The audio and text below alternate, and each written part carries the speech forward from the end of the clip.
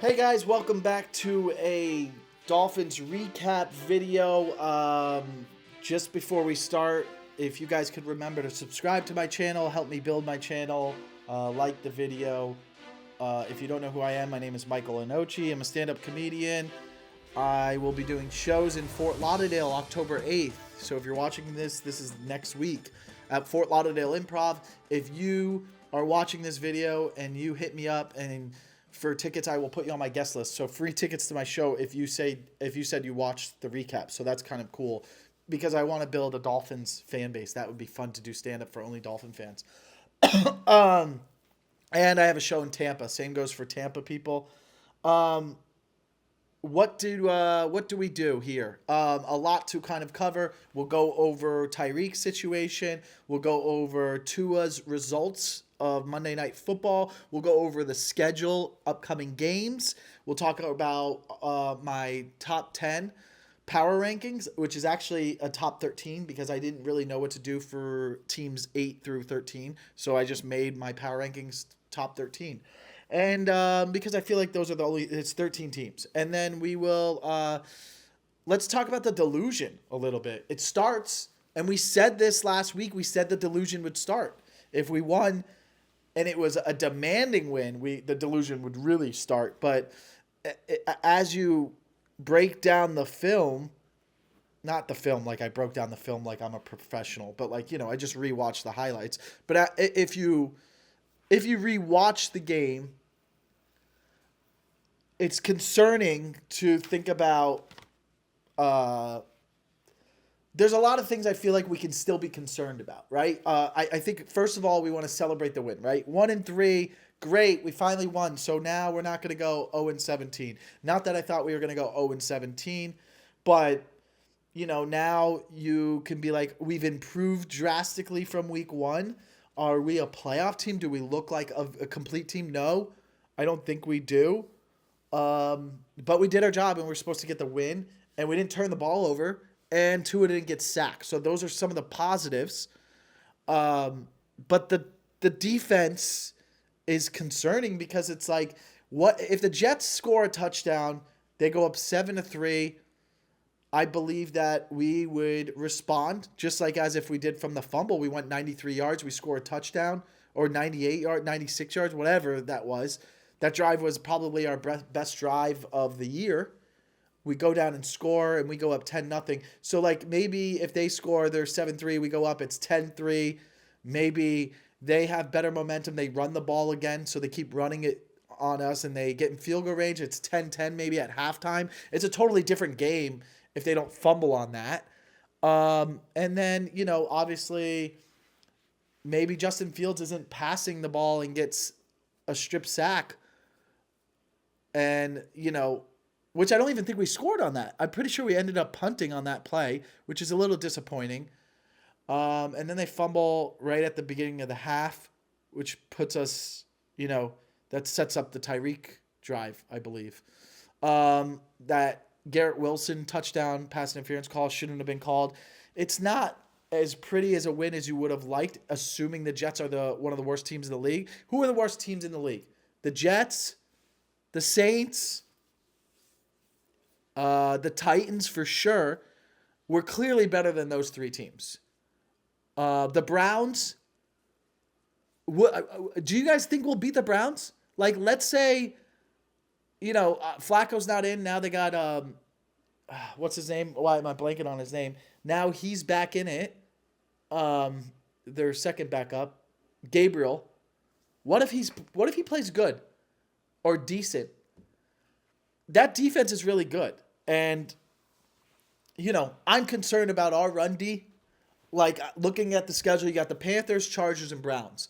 The Browns seem like they can run the ball okay. The Chargers are going to beat us right now. You have to assume that with the way that run defense looks. I haven't heard our rookie's name, Grant, or I haven't heard his name once.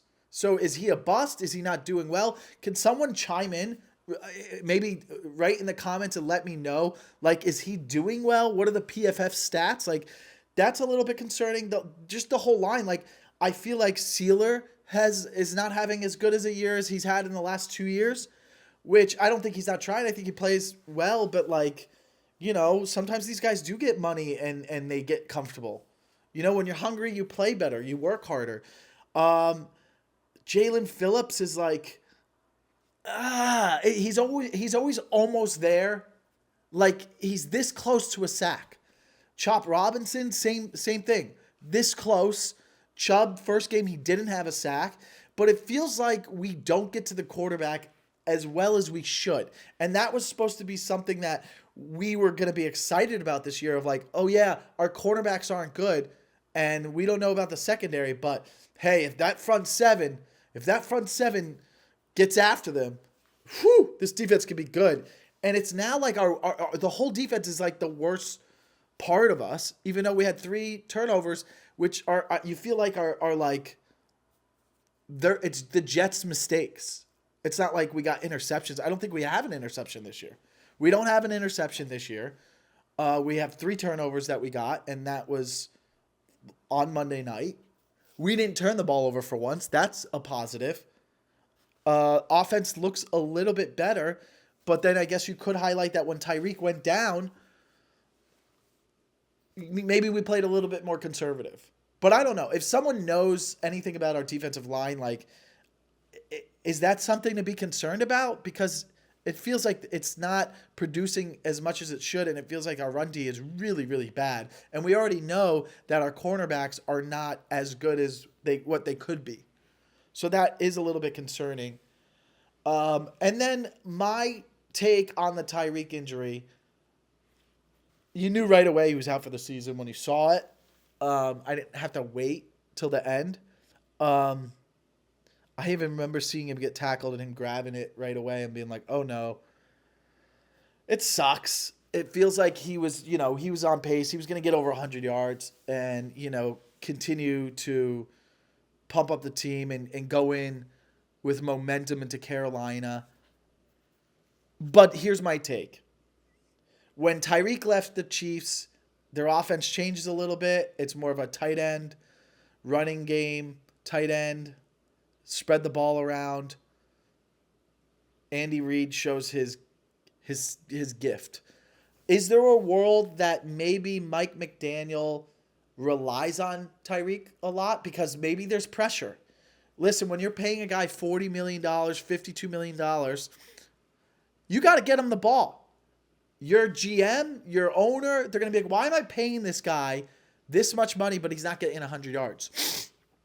All I'm saying, that could psychologically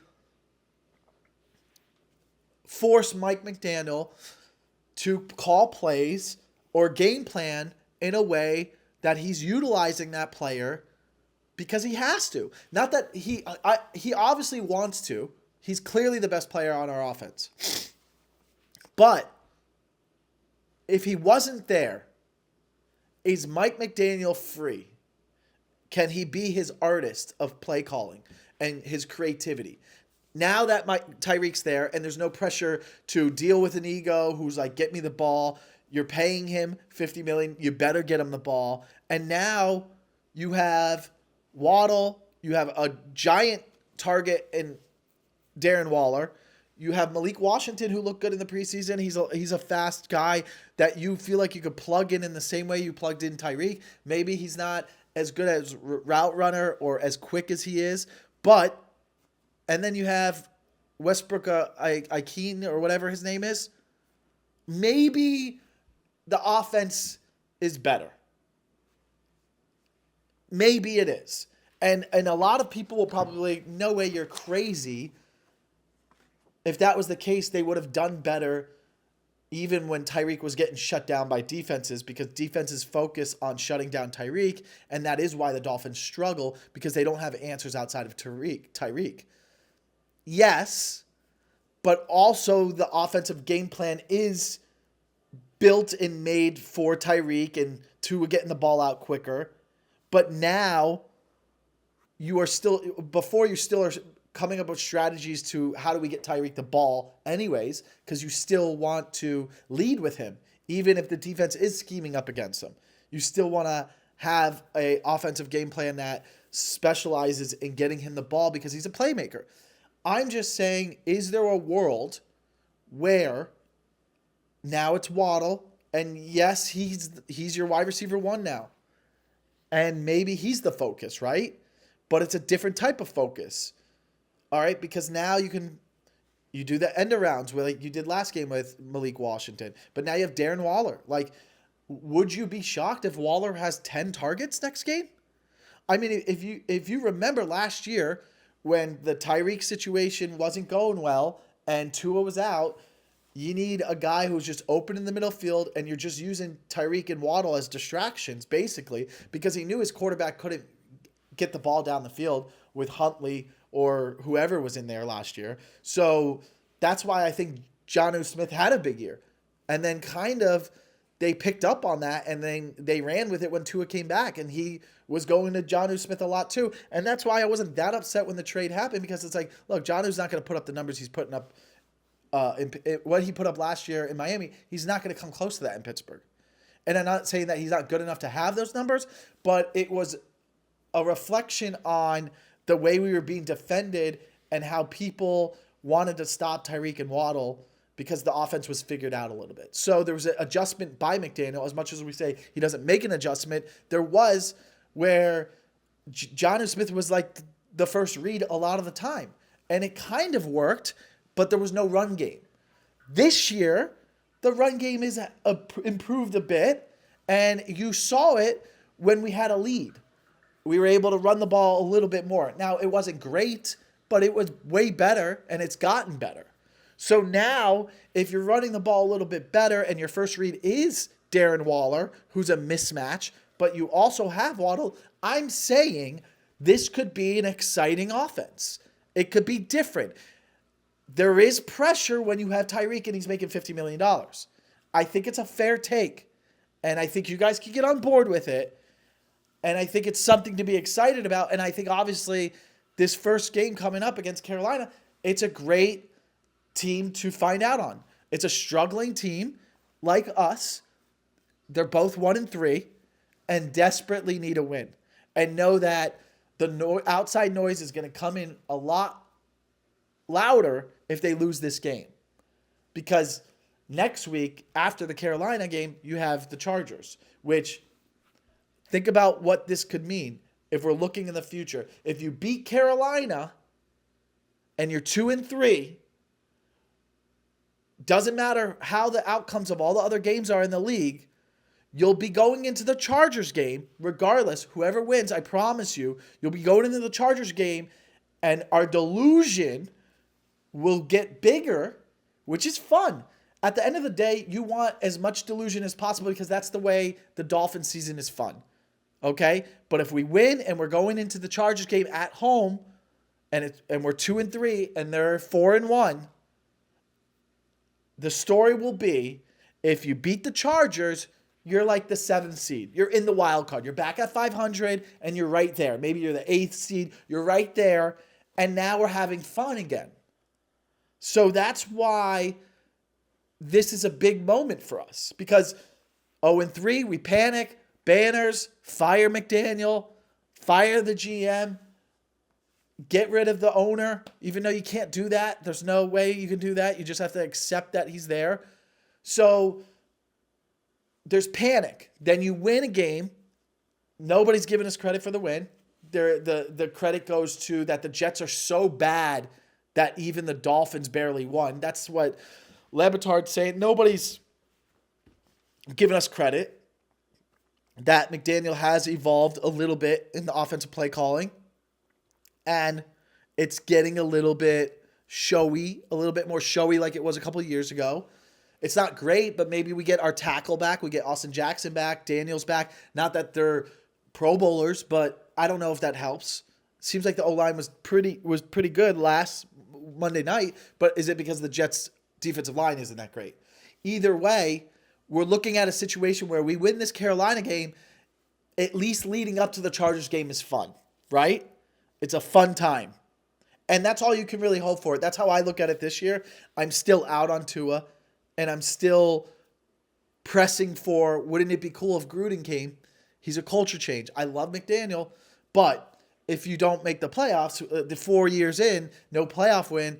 GM, you gotta switch it up, and all you can do is be excited and delusional. So how do we get the delusion back? We win in Carolina. We head into the Chargers game, and we start going, hey, if we win, we're at 500 with the Browns and Falcons ahead of us.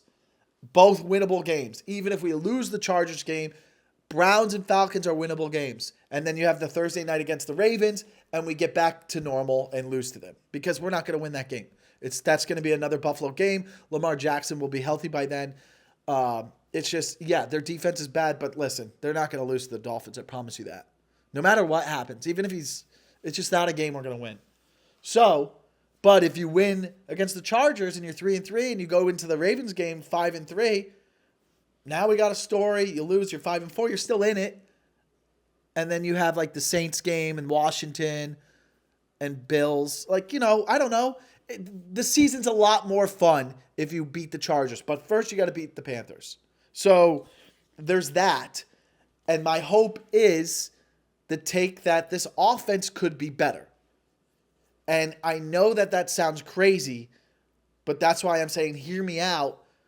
There is a world where you are scheming and play calling because you are paying a guy $50 million. Whether you want to believe that or not, you cannot have a guy not getting the ball and he making that much money and not be noise. I mean, look, the Eagles are 4-0 and A.J. Brown's freaking out right now. Just be happy. Just be happy. You're getting paid. You won a Super Bowl. You're trying to repeat. He's not getting a lot of targets. He's making noise. These guys are sociopaths. They're crazy. They need all the attention. Do you understand that if you're an NFL wide receiver in the NFL, that means you were a superstar in high school? Everybody was like, you're the man. Then you got to college and people were like, this guy's even the man even more. Then you were a top first-round pick. Everybody is showering you with compliments and money, and you're not even 22 years old. So when you only get the ball thrown at you 3 times and you're making $40 million a year, you're going to stomp your foot around. You're a crazy person, and you're going to get mad. Eagles, 4-0, they have the power to be like, shut the F up. We won a Super Bowl. We don't win throwing you the ball. Deal with it or don't deal with it. When you're the Dolphins and you haven't won a playoff game in 25 years and you're paying a guy $45 million and he has a Super Bowl ring and he's one of the top 30 wide receivers all time, then guess what? You got to throw him the ball. He's out of the picture now. Not celebrating the injury. I think it's horrible and it sucks. And I think, quite honestly, I don't know if it's like some people are saying that's the last play of his Miami Dolphins career. I don't know, man. I got to be honest. I don't know. Because I will say this. If you have his contract, I don't know, like they would have to, I'm pretty sure you can't cut someone if they're injured, right?